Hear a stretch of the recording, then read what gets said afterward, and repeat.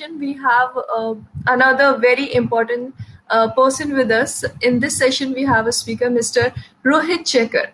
I would like to give a brief introduction about Mr. Rohit Checker. By education, he is Master's in Hospital Administration, Bachelor's in Chemistry, and he also holds a Diploma in Pharmacy. He is a Quality Council of India certified NABH internal assessor and WHO certified master trainer on ICD-10. He is a faculty of Government of India Hospital Management and NABH courses. He is also a visiting faculty for MBA Healthcare Management at Manav Rachna University, Faridabad. Having an experience of more than 10 years in pathology, diagnostics, telemedicine, and hospitals, he is presently associated with Rajiv Gandhi Cancer Institute and Research Center as Manager Operations. So we welcome you. Thank you so much, Swati, for giving a kind introduction. I would like to welcome all the people who are viewing this session. It is going to be a really interesting session in terms of, we have always heard from Mahatma Gandhi, even we have heard that health is wealth. But it was long time back. We have heard it in probably the pre-independence era. But nowadays, I would like to say for the younger generation and for the people like us who are working into the healthcare industry, the health and wealth should go both together. So my funda or my topic today is about telemedicine, and my funda in telemedicine or taking the healthcare forward. Any such interesting topic, I would like to associate it with wealth also, because we are a generation who likes to become a wealthy person. We like to bring new innovations, new technologies into the world. We like to, someone who is associated with healthcare, I would really want, or I would appreciate the people who are upcoming with latest technology to enhance the level of care in the patient. So today's topic I am going to talk about telemedicine and how you can take both health and wealth simultaneously while practicing telemedicine. So can we begin, ma'am? Yeah, sure, sir, sure. So as I said that Mahatma Gandhi once said that health is wealth. So now I am going to motivate you to adopt the technology of telemedicine. See, there are a lot of challenges in a situation where we are facing a pandemic globally. There are a lot of challenges, how the patient goes and meets the doctors, how they take the consultation, how they get the right treatment being delivered to the patient. So in this challenging time, telemedicine plays a very important role where the patients can actually take the treatment or take the consultation from the doctor and follow their advice at the convenience of their home. What I am talking about is not something really new. It is an old technique of taking a consultation from the doctor, but with the evolving technology, with the evolving applications that are coming in, with the evolving 5Gs and 4Gs that are coming in, the telemedicine has really enhanced itself in various levels, and it has become really easy for a patient to reach out to a doctor. Earlier, what used to happen is the patient has to have a lot of hardware associated to take a consultation. Network connectivity was an issue. Then the proper applications were an issue. Then sharing of reports were an issue. But nowadays, simple applications like WhatsApp, simple applications like Hangouts, you can take the consultation from a doctor. So let me begin the journey with all of you for telemedicine. So telemedicine, there are a number of benefits of telemedicine. I will go to a presentation in a short while, but let me just explain it to you in simple words. So what is the focus, or what is the area in which we need to look? What are the advantages? So just a brief introduction. It increases the timely access to appropriate interventions, including the faster access and the services which were not available otherwise. In India, providing person-in-person healthcare is challenging. So nowadays, when we see COVID-19 coming in, there is a lot of challenge for patients to come in to take a consultation and simultaneously keeping themselves safe from the infection. So one of the major advantages of telemedicine is infection control. It can be cost saving and effort saving, especially for patients who may not able to access the hospital or the doctor for some reason. primarily in the urban areas, and then in the rural areas where cost and efforts are the two main things for the people living in the rural areas. So in this type of scenario, the telemedicine can provide an optimal solution, not just for providing timely and faster access. It was also reduce the financial cost associated with the travel of these patients, the stay of these patients. A person who is staying in a rural area, he may have a lot of challenges in traveling to an urban city. If I talk about a small village in Bihar, and he needs to have a super specialist consultation in Medanta, the Medicity, which is a kind of a jungle, which is a kind of a jungle or a forest of the hospitals. There are a lot of people are there. There are huge buildings. Reaching there is a long task. So a person coming from a small village from Bihar might not be able to reach the hospital. If he is able to reach the hospital, he might get lost in all the processes, all the things that happen in a hospital. So telemedicine can play a very vital role in associating that patient through a doctor with a consultant sitting at a metro city, sitting at a hospital like Medanta Hospital. So it can particularly play an important role where there is no need of the patient to physically see a doctor, and it can also reduce the burden on the secondary hospitals. Like, there was a declaration which happened in 1978. We all know about that. It happened in Kazakhstan, known by the name of Alma Ata, जिसके अंदर में एक goal decide हुआ था which was health for all. India was also a partner in that convention. So the goal was for year 2000. So health for all. So the country began globally. The primary healthcare started, and by 2000, more and more developing countries was involved to bring the health for all the citizens. That is where our government is moving nowadays with the PMJ Ayushman Bharat schemes and other schemes, where they are involving more and more population of India into such schemes wherein they can have the access and affordability to good health or good medical care. So now, when we say health for all, so when I spoke about a person or a patient from a village in Bihar, are we actually delivering the health to him, or are we actually able to reach out to the entire 130 crore population of India? The answer is clearly no, because the infrastructure, the medical services, the healthcare system, our healthcare system is not capable to serve all the population of India.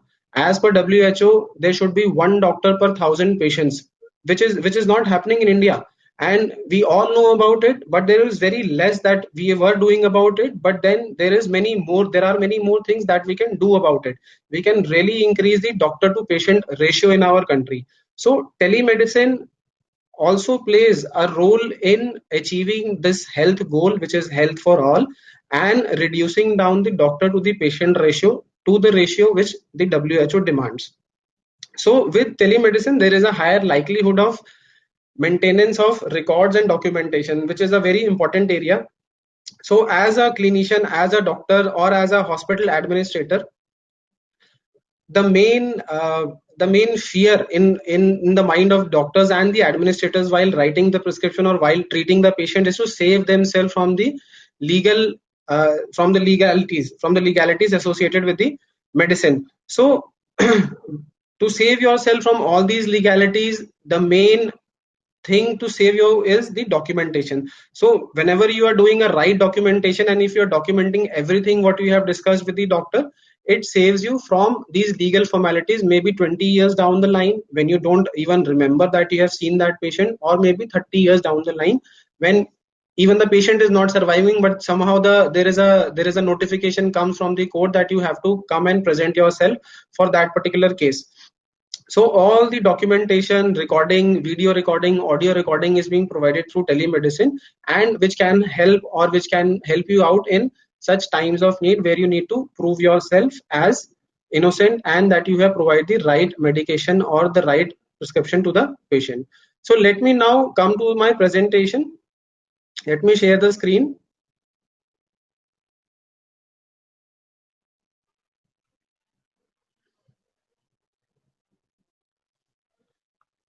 So telemedicine redefining accessibility to health and wealth. So I have already discussed about health and wealth. What is redefining? Redefining means telemedicine was already defined. As I told you, it is an old technique of reaching out, but then with the newer technologies coming in, I'll give you some very wonderful examples, some very beautiful examples of how we can leverage the technologies which are coming nowadays. A very recently announced Geo Glass. So we'll have a small discussion around it, how Geo Glass can help, but then the vision that such a businessman is having beyond few years, the vision that he is having after few years, that how the technology can play an important role in our lives, in the patient lives, in the healthcare sector, in all the other sectors. So we'll have a small light on that also. So Kiran Mazumdar-Shaw, I hope few of you already know her. She is a very inspiring lady. She is also CMD of Biocon, which is a biotech company in pharmaceuticals. So she recently said that healthcare is the next IT. So there was a lot of issues around year 2000, if you all remember the IT issues which happened, the millennial issues which happened.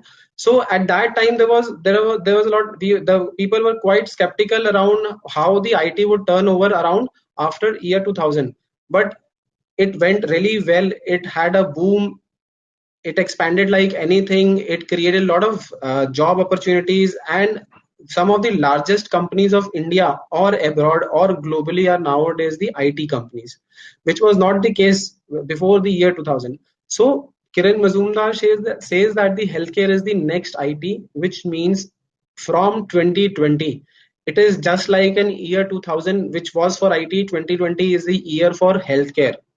ठीक है, it is the year for all the industries in the healthcare, be it pharmaceuticals, be it hospitals, be it diagnostics, be it any equipments, be it technology. So it is the next IT of industries. Healthcare is going to boom like anything. It is going to create a lot of wonderful opportunities for people who are aspiring to join healthcare and people who are already working there. It is going to create a lot of opportunities in that. So coming back to the topic, why do we require telemedicine? So telemedicine, let us have a small discussion around the word telemedicine. So does it actually means consulting a doctor on a telephone or on a video call or on a WhatsApp or on a chat or on an email? No, telemedicine associates a lot of activities along with the consultation. So it's not only the consulting a doctor from a by a patient through a video conferencing channel, through an audio conferencing channel, or through any other channel, but then it involves a lot of activities wherein a patient is involved, a doctor is involved, the paramedical staffs are involved, few equipments are involved, the entire technology ecosystems is involved. So then why telemedicine? Because first of all, it is faster and it reduces the geographical boundaries. So I gave you an example from a villager who wants to consult a doctor in a urban city or in a multi-speciality hospital. So the patient can have a faster consultation without the need of traveling for 2 days, coming to Delhi, coming to Gurgaon, and then taking a consultation, staying for another 2 to 3 days, and then going back, incurring a lot of cost and expenditure on his travel and treatment. So it is a faster and it reduces the geographical boundaries. It mitigates the rural-urban divide. So when we talk about the rural-urban divide, a lot of lot of rural people do not have an access to excellent or a good medical care because of the cost factors, because of the factors that they cannot cannot easily access or have a access to these hospitals and these doctors because of the cost benefits involved in the consultations or in the treatment from such hospitals. But when we talk about the rural urban divide, the rural population who are living in urban areas, if we talk about Delhi, if we talk about Mumbai, there are a lot of rural population living in between these metro cities. So they are not having so much cost or so much money with them to incur on their healthcare. So it the telemedicine, when they receive a specialist or a super specialist consultation on telephone, they go to their doctor, they are associated with some of their nearby doctor, and they receive a consultation from a super specialist. The doctor there knows what treatment to give. The doctor is being helped with the diagnosis for that patient, and a lot of cost, a lot of efforts are being saved for those patients. once again, it is a cost efficient manner. I don't think there is a cost involved except for some internet bytes which are being used while taking a consultation on WhatsApp, or taking a consultation on Skype, or taking a consultation of any such app. So it is a really cost efficient technique, and it reduces the load on healthcare system. So as I spoke about that, there is the doctor to patient ratio is just needs to be 1 is to 1000 patients, one doctors to 1000 patients, but that is not happening. We are probably having one doctor is to 1 lakh patients in our country. So to reduce, there are a lot of people coming into the hospitals nowadays just for very basic consultations, just for having a sore throat, a runny nose, nausea, vomiting, headache, and this basically creates a lot of loads on our OPD. It involves a lot of time of the doctors, it involves a lot of time of the staff in all the documentation and everything. So when we go out for the telemedicine, it will really not take that much time, because more or less when the patient interacts with the doctor, all the things, sharing of the reports, sharing of the information, history taking, everything is being done beforehand. And once the doctor is there, the doctor consults, the doctor has the details of the patient in hand, and he straight away starts with the consultation or discussion with the patient about his relevant symptoms and complaints.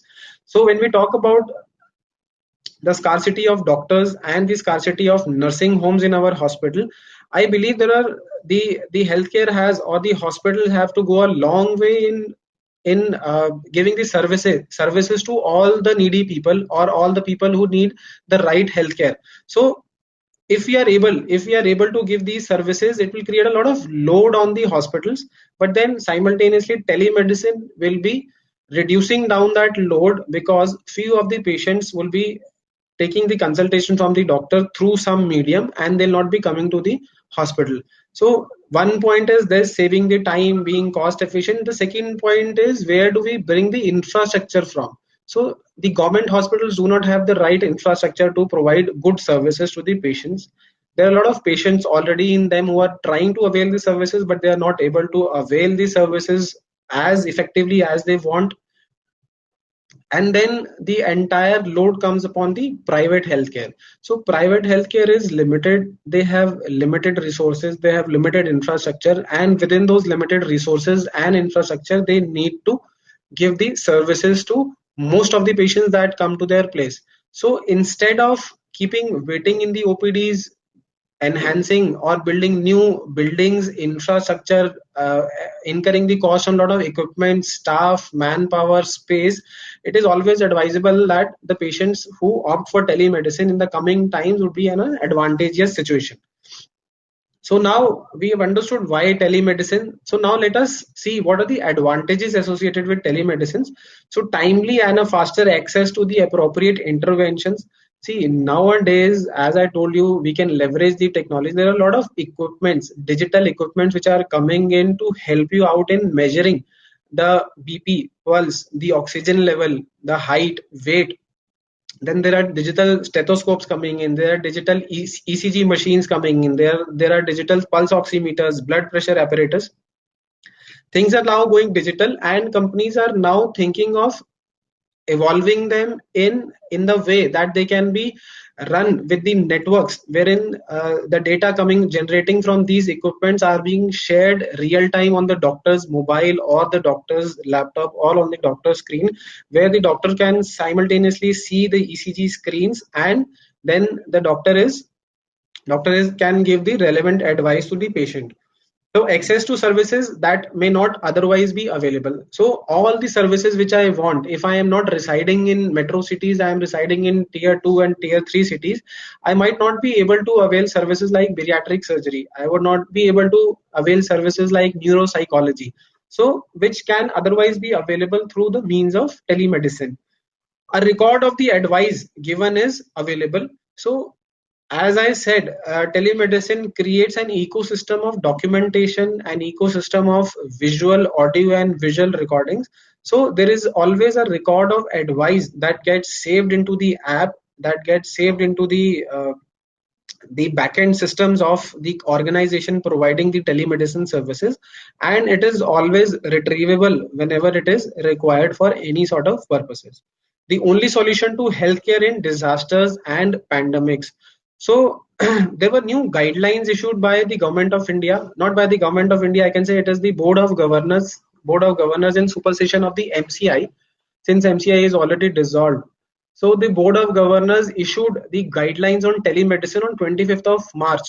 So India as a country underwent a lockdown for COVID-19 on 24th of March, and right away the next day there were new guidelines being issued for the telemedicine, because we realized, though it was a long pending matter which needs to be finalized, but we realized on the very first day that the only access the patients can have to a doctor in such a time where we are going under restricted lockdown, patients cannot move from one state to other, they cannot move out, it is better for their safety and health. So telemedicine could be the only option to for these patients to avail these healthcare services. It also supports in the goal of achieving of health for all, which I told you it was decided, and India is playing a big role in that by providing primary healthcare to its 50 crore population of India under the Ayushman Bharat PMJ scheme, and supporting newer technologies, newer systems into healthcare, and with the advent of telemedicine. So telemedicine is also not capital intensive. So as I said, everyone is carrying a mobile right now. Dhiru भाई अंबानी जी ने एक सपना देखा था कि सबके हाथ में एक मोबाइल हो, तो आज वो शायद सपना पूरा हो चुका है. And the Reliance industry is moving forward using or capitalizing onto that dream to make their industry more bigger. So it is not a capital intensive, wherein everyone has a mobile phone nowadays. Most of the people also have an access to laptops, desktops, or any other communicating device at their home, probably a landline, probably a fax. So any of these instruments which are available can be used for telemedicine. So now, when I say these WhatsApp, Skype, Hangouts, Facebook, the question that might be coming to your mind: can we actually use these softwares, or are they actually reliable enough? Are they authentic enough? Does our legal bodies authorize the use of these apps or these technologies to take a telemedicine consultation? Are they right? So my answer is, if you would have spoken to me in January or February, I would have said no, because there was a judgment by 2000 in 2018 by Bombay High Court, which in a particular case, which was interpreted differently as that the telemedicine is not a reliable source of communication or reliable source of consultation with the doctor. But with the guidelines coming in, the earlier judgment by the Bombay High Court has been superseded by saying that any of the sources available to any of the patient can be used: WhatsApp, Skype, Facebook, Google Hangouts, a fax, a landline call, a written WhatsApp message, a written text message. Anything you can be used for taking a consultation from a doctor on telephone, which takes out a lot of tension from the mind of both the end users, which are the doctors and the patients. So motivating the end users, what are the factors for motivating the end users is, the first factor is empathizing with that. So the end user is probably the doctors and the patient. So the role of the doctors, see, as a patient, why would I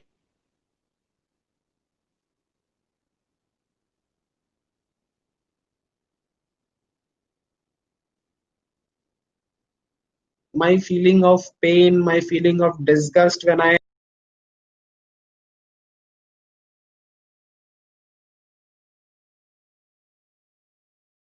understand your situation, you will get well in time. Please don't worry, these are the medicines that you can take. So a similar kind of sharing of feelings is required from the telemedicine platform or the technology platforms. It should not be just that the doctor is giving a consultation, simultaneously he is drinking water, simultaneously he is chatting with someone else, simultaneously he is answering his phone call, and the patient is just watching the doctor from the other end, and he is not satisfied with the way the doctor is consulting him. A patient, when he goes to a doctor, he probably needs the foremost attention of the doctor before he starts sharing his problem, and then he probably needs to have that the doctors listen to me and the doctor explains it to me what I need to do to come out from my problems. So empathizing is a very important factor which the doctor needs to show to the patient. Understanding. So before we give some conclusion, before we arrive on some conclusion, or before we give some advice to the patient, we definitely need to understand what the patient wants to say, what the problems he is having, and the relevant solution that we can provide to him. Also reassuring him that probably you are in the right hands, we'll take good care of you, and reassuring him that he'll get the best of the services from the doctor that he wants to consult. So all these comprises of what we call as a good bedside manner. So whenever a patient is admitted or whenever a patient is there in the doctor's chamber, these all are empathizing, understanding the patient, reassuring the patient. These are all known as the good bedside manners that the doctor can show to a patient, whether a doctor or a healthcare worker can show to a patient, which leads to a lot of motivation and a lot of satisfaction among the end user or the patient. So nowadays we would probably call this as a good website manner. So अगर हम लोग telemedicine, अगर हम laptop के through, mobile के through बात कर रहे हैं, तो it is not a good bedside manner, but it can probably called as a good web side manner, the WEB वाला वेब. ठीक है. सो moving ahead, as I told you, there is a lot of pressure on the mind of the doctors and the healthcare workers while giving treatment to the patients, that how do we save ourselves from all the legal framework or all the legal hassles that we have to go through. So a doctor, when he's writing a prescription, he does not have a empathy in his mind, he does not have an understanding in his mind, he does not have a reassurance in his mind. All he has is what I am writing to the patient. Am I medico legally correct? Am I medico legally right while I'm giving the prescription to my patient?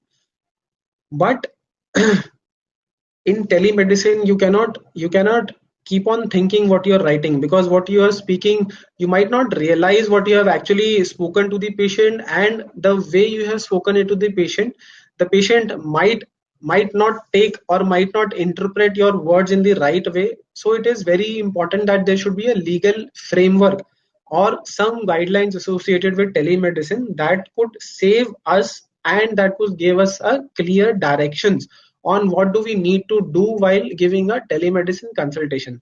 So as I told you some time back, maybe this year January or February, we were not even aware that WhatsApp consultations are legal.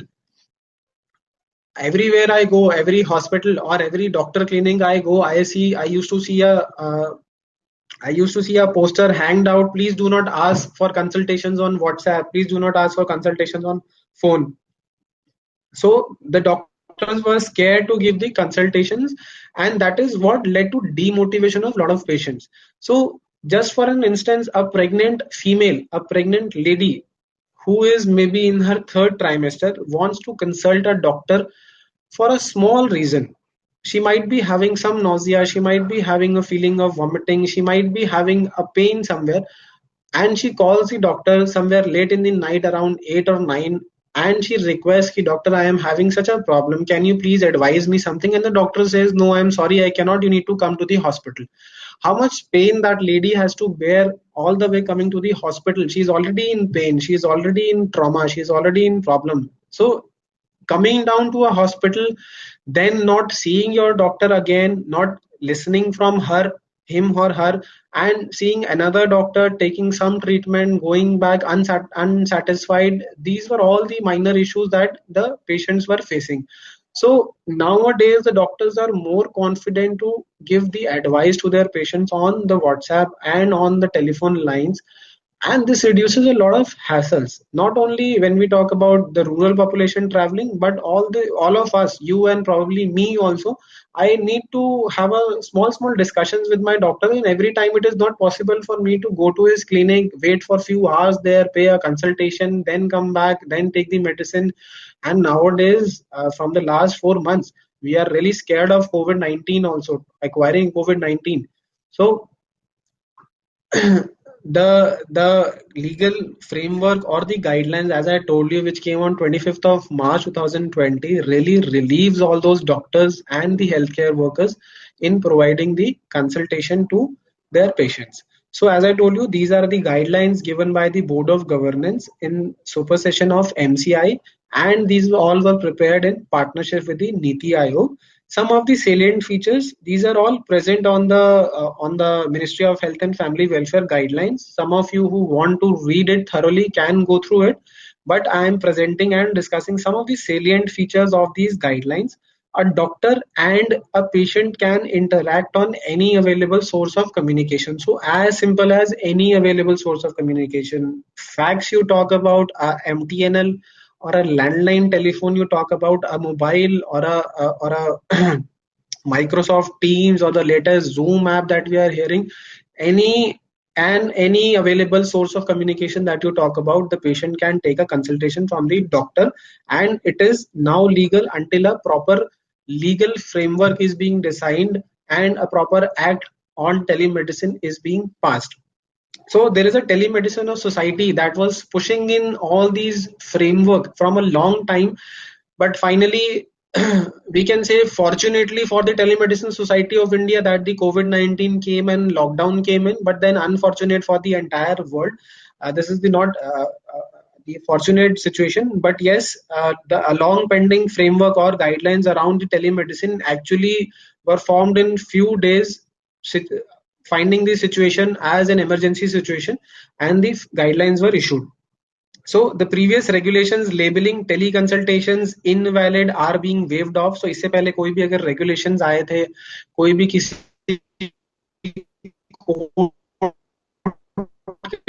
Decision आए थे जिसमें कहा गया था कि telemedicine is not an appropriate method of consultation R B and the newer guidelines are being accepted till a further legal proper legal framework and an act is designed and passed by the legislation or the parliament.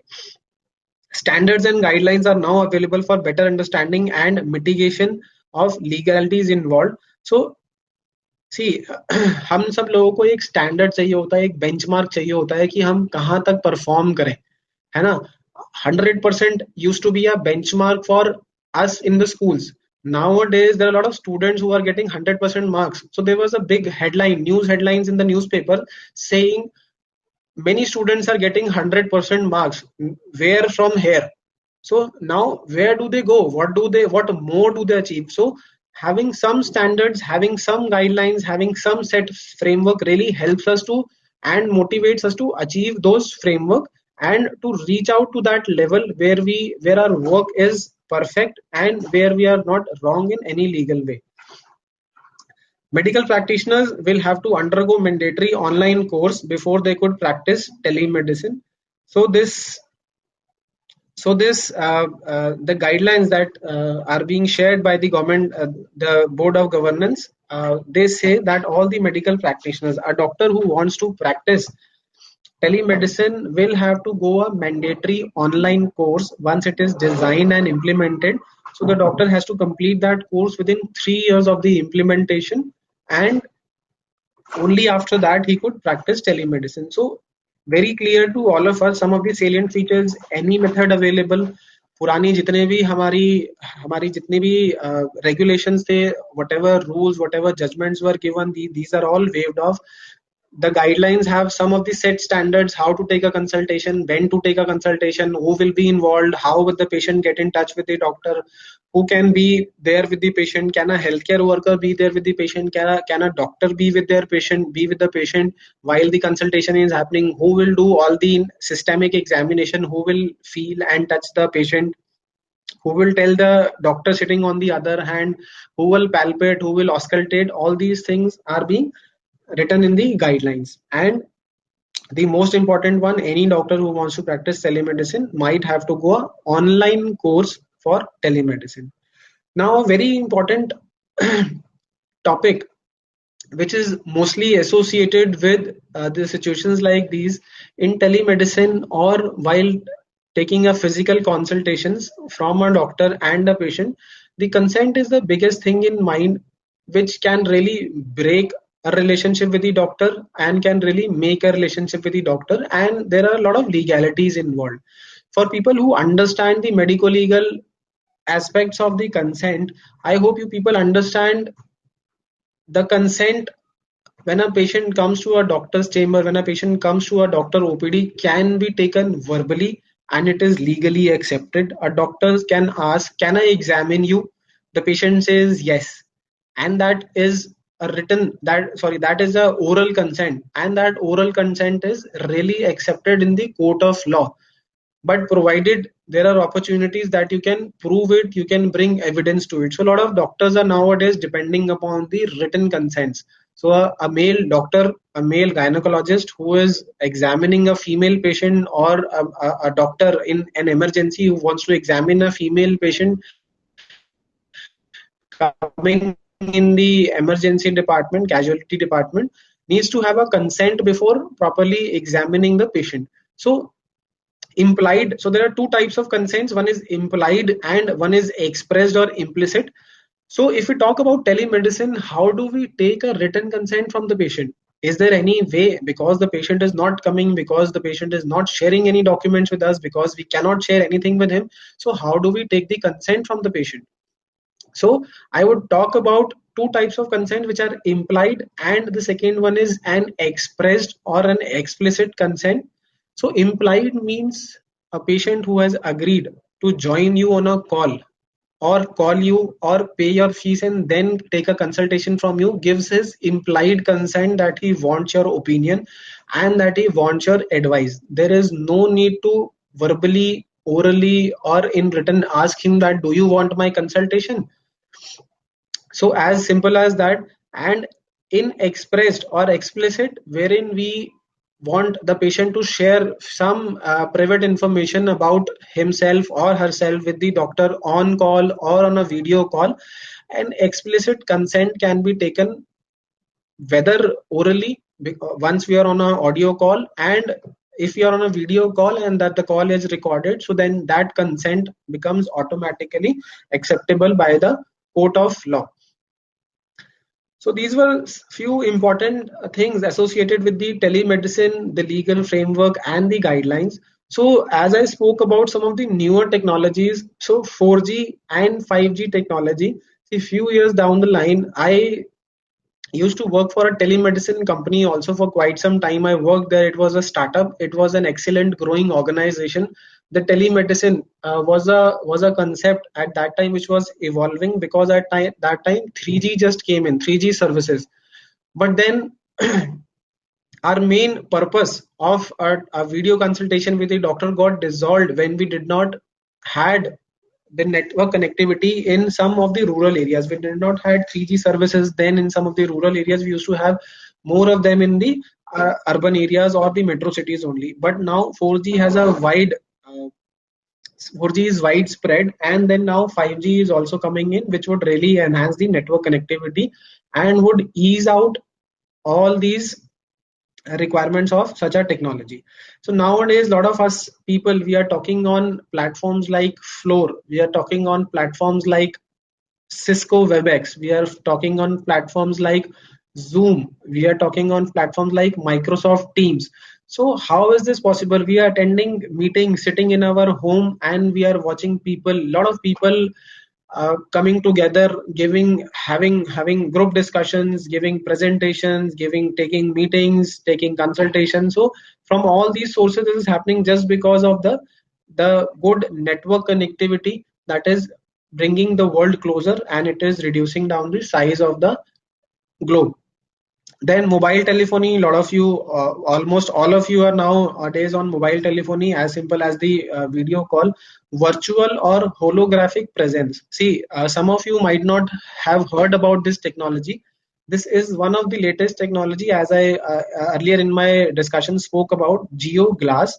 So Star Wars एक movie आई थी in somewhere around 90s and 95. So when we were little child, so it was really enthusiastic for us to see. We were we used to come in the imaginary world. When the Star Wars movie came, we used to see holographic characters in that.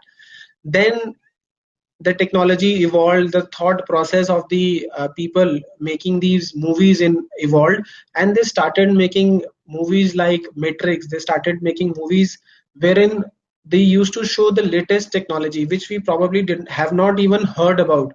See, 2009 के अंदर में the movie came Three Idiots. So Three Idiots के अंदर में we used to see what was shown in that movie. This thing. I'm sorry, I'm not getting the word. Let me skip that example. So, so these movies or these examples which they show us through the movies are all the topics under discussion. And then as the time evolves, as the technology evolves, as we see the things turning around in our ecosystem, we probably see these technologies coming in. And now IT is moving so at such a rapid phase that in the times to come, maybe in 10 years down the line, we can probably see some peak of the all these IT equipments, all these IT technologies. So Geo Glass is one such innovation or one such technology which the Reliance Group is bringing to India, which helps us. As of now, we are taking a 2D conference or we are having a 2D discussion, a virtual discussion, but a 2D discussion. But if I and you simultaneously wear this glass, it might seem that as I am sitting on a chair and you are also sitting on a chair, we both are able to see, we both are able to feel each other emotions, we all are able to see the body language of each other, and it is just like a virtual consultation happening, but sitting at the convenience of your home or sitting in confined to one single room. So it will create a virtual image of the person or a holographic image of the person, and you can actually feel that you are present near that person or in front of that person. High speed broadband or fiber lines, artificial intelligence, very important. Google and Microsoft, these are the examples, these are the companies, the big companies, IT companies, which are doing a lot in artificial intelligence. 2 years back in 2018, the Mr. Sundar Pichai announced that they are bringing a new technology involving artificial intelligence to detect early signs of a cardiorespiratory arrest through retinopathy. Through study of the retina of a patient, they can really assess the some of the parameters which can give an idea to the doctor 24 hours before the patient goes into a cardiac respiratory arrest. Isn't it wonderful? Isn't it going to save a lot of life of the patient who might die from the cardiovascular arrest? So organizations like Google and Microsoft are working on these technologies. ये हमारे near by बहुत सारी चीजें चल रही हैं and we do not even know because we are less aware about what is happening in our surroundings in terms of technology, and we are more focused on the work that we are doing. So someday if the news comes in, this has been developed by Google, so we are really enthusiastic ki how come all these technologies being developed by Google sitting in US, and then all the data has come from India. Few years back when the maps came in, Google Maps came in, I remember that we were really surprised how Google Maps used to show each and every road, each and every small localities in their maps. So we were really surprised. But nowadays we understand that it is all the game of IT, which is working around us, which is working relentlessly, giving us the latest updates, giving us the latest in the technology matters. Integrated health apps or sensors in phones. Nowadays there are a lot of sensors built in the mobile phones. You can check your oxygen levels, you can check your pulse, you can check your blood pressure through these sensors in the phone. They can even intimate some of your family member in case you are having some kind of a abnormality in some of your vitals. Digital stethoscopes, other instruments have also come in. Digital stethoscope mein you can put the stethoscope on your chest. It is linked with your mobile through a Wi-Fi or through some system, and the doctor on the other end would be able to hear the sounds of the chest or would able to auscultate the chest sitting on the other end of the computer. Digital point of care equipments, as I said, ECG machines. So you can, as simple as you can attach a small ECG monitor with your mobile phone through the 3.5 mm jack, and you can put a small sensor on your hand. It will record all the ECG readings and it will simultaneously transfer them to the doctors. pulse oximeters, all of us are aware. So now the ease in communication which the telemedicine provides us in the form of WhatsApp, Skype. So these are all the simple ways of communication we are now addicted to, and the telemedicine also asks to use all these modes of communication that can be used in our day-to-day consultations with the doctor. Applications, if we come to the applications, I can start with A to Z. So emergency to dentistry to neuropsychology to telepsychiatry to radiology to abortions to surgeries. Even surgeries are performed nowadays to telemedicine. Though I understand a patient cannot do his surgery himself, but an example of Dr. Naresh Trehan sitting in Medanta, the Medicity in Gurgaon, and operating a patient in US, the world has already evidence that with the help of the surgical team present there in the other country. So now, few important things, as I told you, a lot is happening around us in terms of telemedicine. Telemedicine cannot function alone, as we all understand, because there are other things. There are history, there is data, there is documentation, there is the past previous record, there are the investigations, there are the diagnostic procedures, reports that the doctor is required. So what the government is doing on these aspects, the government in 2018 decided to build a national health stack. So national health stack is basically has few important features of building. First of all, the electronic national health registry. As we see the implementation of Aadhaar card, there are a lot of personal characteristics of the person saved under the unique ID or the unique Aadhaar ID. All the medical records of the patient would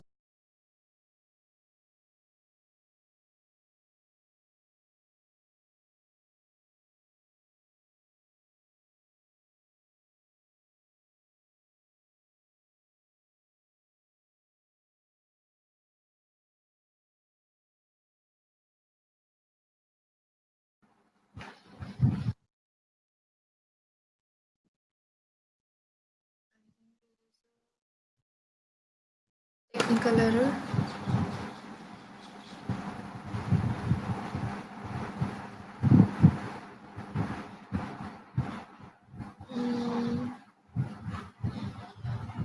Mr. Checker.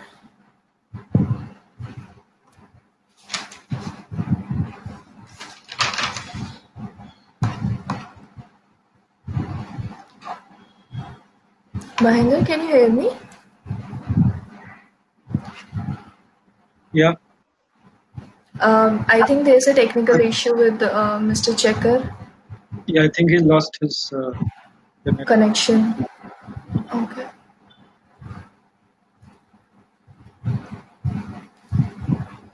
digital health ID. Just as I spoke about an Aadhaar ID. I think we have him back. Yeah, please carry on. Okay, I'm sorry.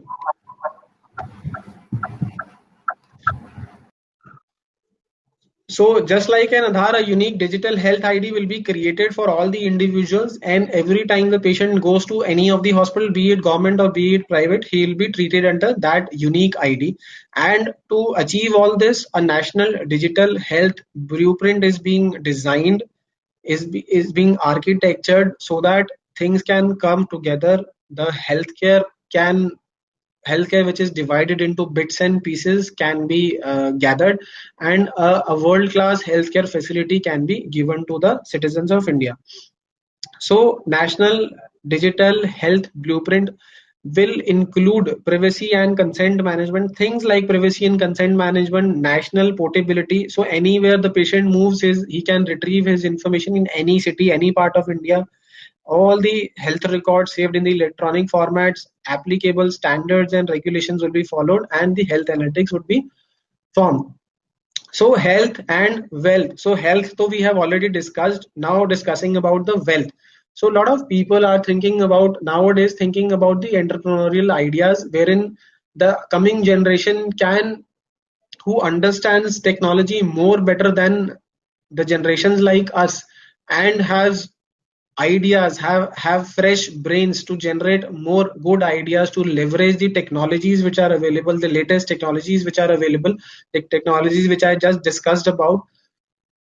So for the entrepreneurs who are looking to build startups, who are looking to build businesses around healthcare ecosystem or the telemedicine ecosystem, can leverage the latest technologies available, build user friendly apps or platform. Giving you an example, Apollo Hospital or the Apollo Group somehow realized that once we went into the countrywide lockdown, the patients might not be able to come to the hospital. So they immediately launched, within a few days, within 2 to 3 days of the nationwide lockdown, they launched a 24 by 7 Apollo app in which the patient can take a doctor consultation, the patient can order the medicines, the patient can order laboratory investigation, he can order diagnostic investigation, all the comprehensive services which the patient gets in the hospital on one single platform, and just from the convenience of the mobile.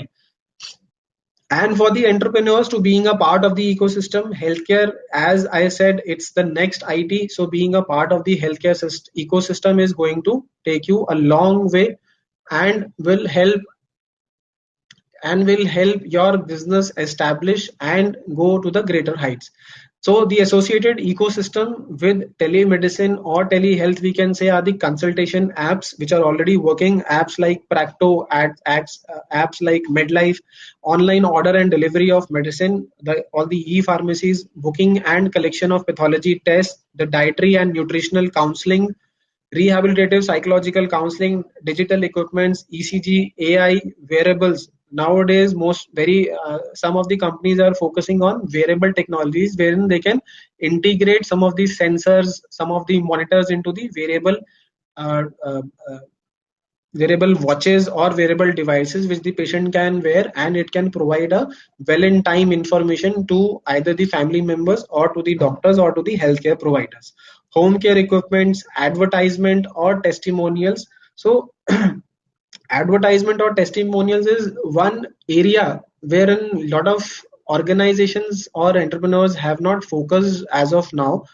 So it is a kind of a marketing area wherein you as an individual can market most of the hospitals by taking the testimonials for all the patients who have undergone or used their services on all these digital platforms.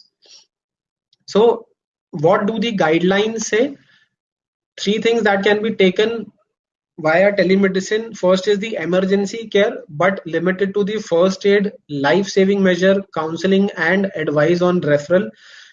And wherever there is a situation of emergency and an in physical care can be given to the patient by a nearby hospital or by a nearby nursing home, the patient should be shifted and a physical advice or a physical doctor consultation should be taken.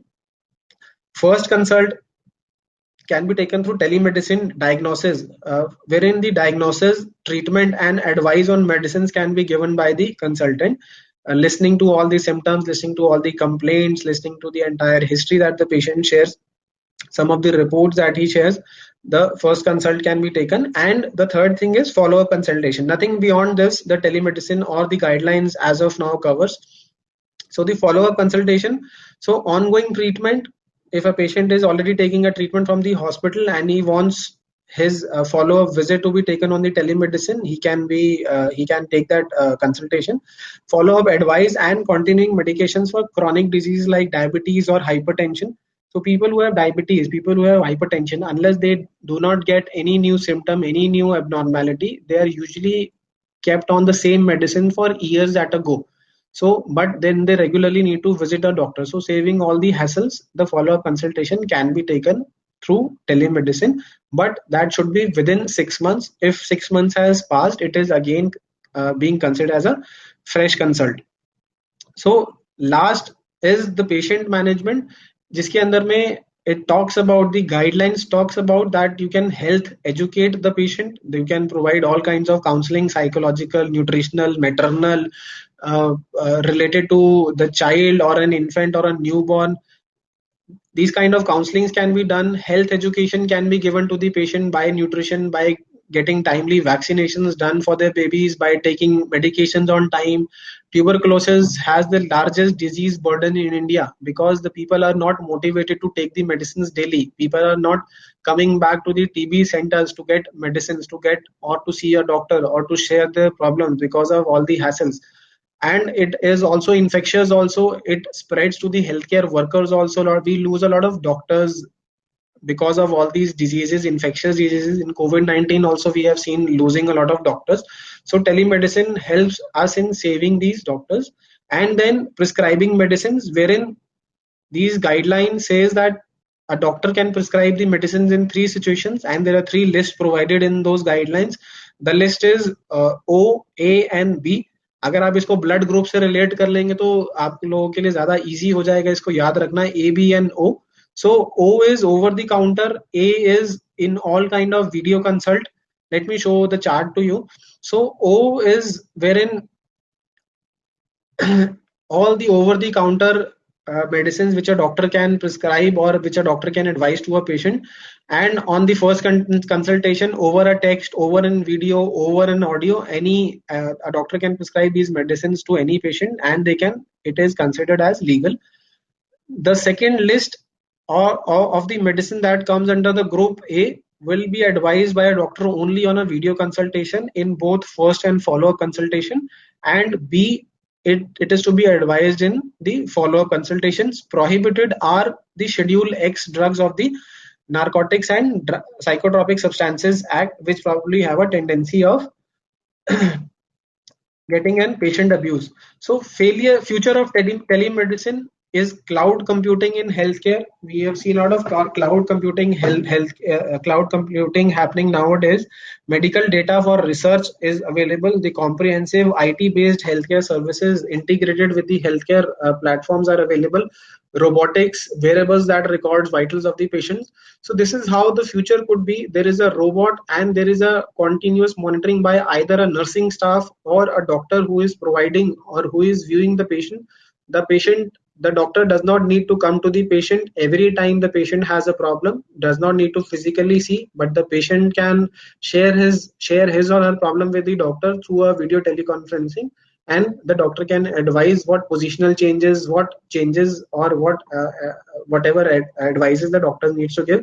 And simultaneously in an area where the movement is restricted, where there are limitations of the doctors reaching time limitations, it is midnight or still the patient needs some help from the doctor can directly give an advice through an healthcare worker or the nurses. So some of the challenges that are being faced by the telemedicine nowadays, as of now, is limited application, but it used to be a challenge. The world is now divided. Earlier, the world was divided into BC and AD, before Christ and after death. But now the world is divided into before Corona and after Corona, BC and AC. So this limited application of telemedicine was BC. In AC, after Corona, we'll see a lot of application of telemedicine, lot of advantages of using the telemedicine, more awareness and acceptability through all these guidelines, through all these channels, through all the efforts made by the government. I recently heard Mr. Narendra Modi, our Honorable Prime Minister of India, announce in one of his discussions with a group of people that we need to develop telemedicine as a proper field, wherein I need to infuse certain technologies, I need to infuse my manpower, but I need to develop telemedicine. So the government or our Honorable Prime Minister also has a focus on the spreading the awareness and acceptability towards telemedicine. Identification of a doctor and a patient. See, when I am talking to a doctor through a WhatsApp, I do not know whether it's the doctor sitting on that side or it is the doctor's assistant sitting on the other side advising the medicines. So this is one challenge that stays there, but the ecosystem or the guidelines that will be formed will have or will ensure that we can properly identify the doctor and the patient who is trying to take the consultation from the doctor. So more robust legal framework which is being devised and will be devised further, and building a healthcare ecosystem involving all other things along with telemedicine and telehealthcare. So that's it for my presentation. Let me ask the audience if you're having any questions as of now. Thank you so much, sir. So we have few questions. I would like to take forward these questions.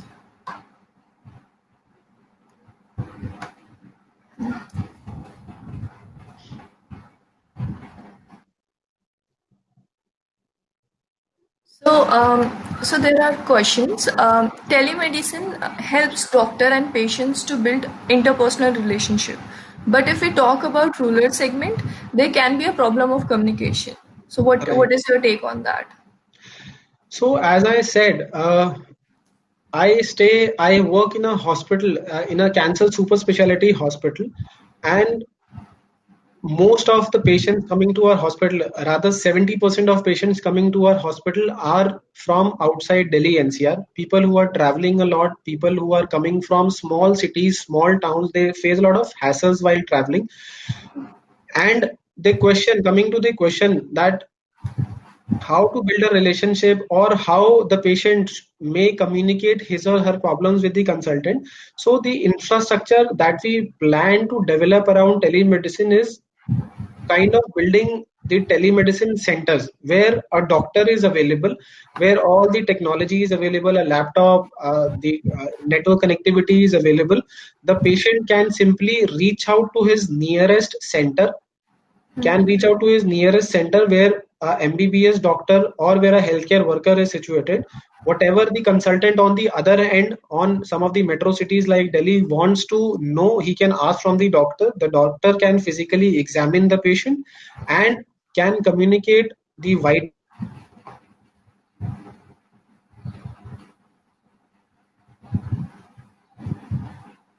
or can communicate whatever systemic examination he has done to patient in his or her native language, and then can communicate it back to the consultant sitting on the other end and probably advise whatever the consultant advises to the patient. So this is how the patient and the doctor relationship would build through telemedicine.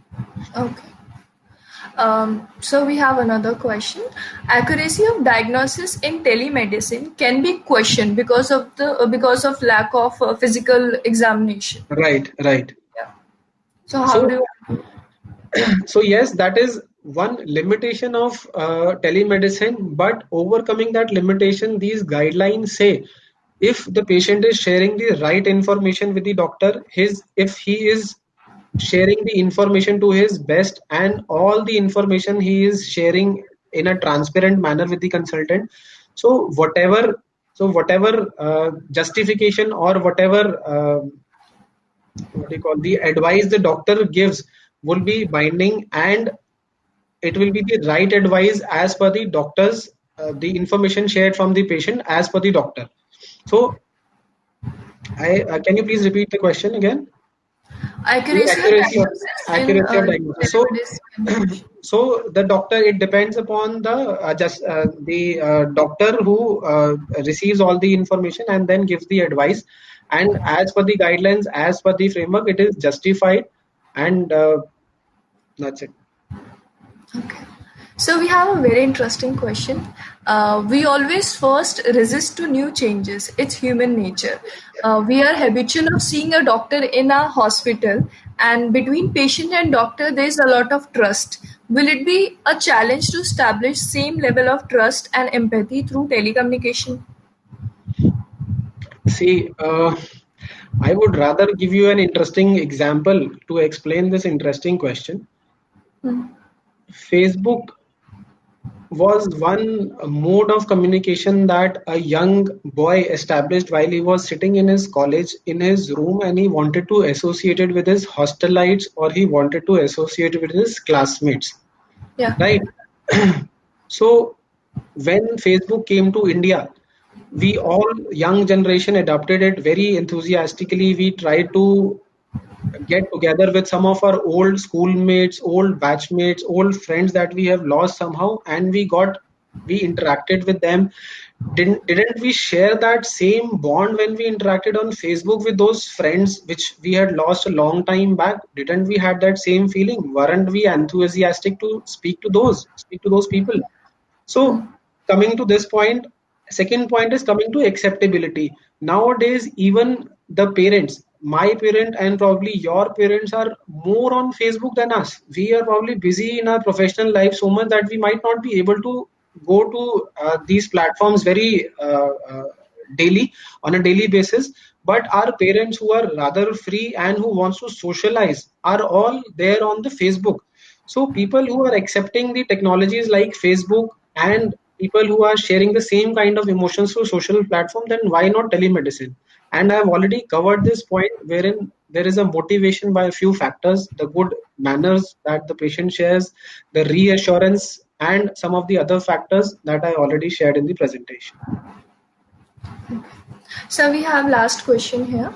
So will Yes. it be a challenge to make it accessible to everyone? How to make telemedicine accessible to everyone? What is your plan to make people aware of telemedicine services? Where to find a telemedicine service? It is easy for people to find a doctor in hospital than searching an authentic doctor on internet. So Right. how do you see it like a challenge? So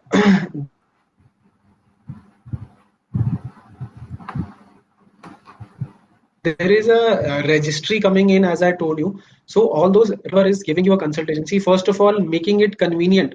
The point is these guidelines has made it so convenient. They have said that any source of communication available with you, be it a fax, be it a landline call, be it a PCO call, even I can say, people might not be having a mobile, people might not be having internet connectivity, but they have made it so easy that any mode of communication, probably a chat message, probably a text message, WhatsApp, Facebook, whatever source they can reach out to a doctor, the guideline says it is legally acceptable, and whatever the advice is given, it is all legally acceptable, right? So what was the other part of the question? Can you please repeat? How to make it accessible? How will people will get to know that where I can find a authentic doctor? Yes, yes. So coming back to accessibility, I've already answered the all these apps or all these communication techniques makes it really accessible for the patient to reach out to the doctor. And as I told you, there are registries being made. Doctors identification, patient and rather doctor both are to be identified correctly while giving the medical consultation. So these doctor will be identified through their registration IDs, maybe a state registration or maybe a national registration through the medical council register. They'll all be identified through these registration IDs, and only then a consultation would happen. So that is why I'm saying the government is trying to build a legal framework around these, because we already know these are the challenges in the healthcare, and we insist and we try to build a more robust and a more legal framework around telemedicine to, so that we do not face any such challenges in the future. Okay. Thank you so much, sir. It was wonderful to have you on our panel today. You shared a lot of new things and we got to learn a lot.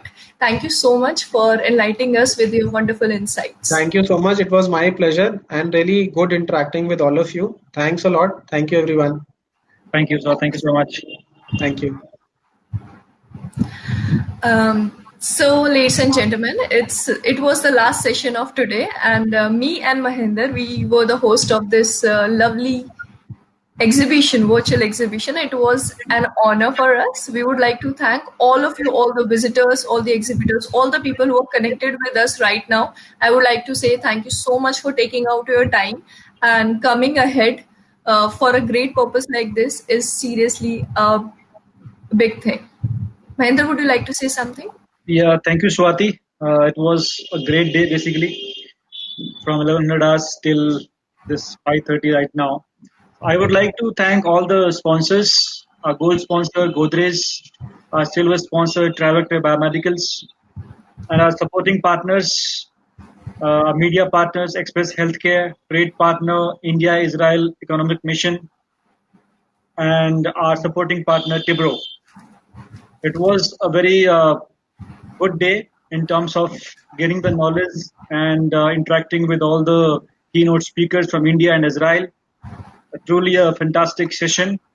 I hope all the visitors must have enjoyed the session thoroughly, and they must have got some information on the medical front, the recent trends in medical industry which are going on after COVID. They say it will be a new normal. So all these information would be very handy in coming future. So thank you, everyone. It was a great day, and we'll see you some other day very soon. Thank you very much. Thank you very much, everyone.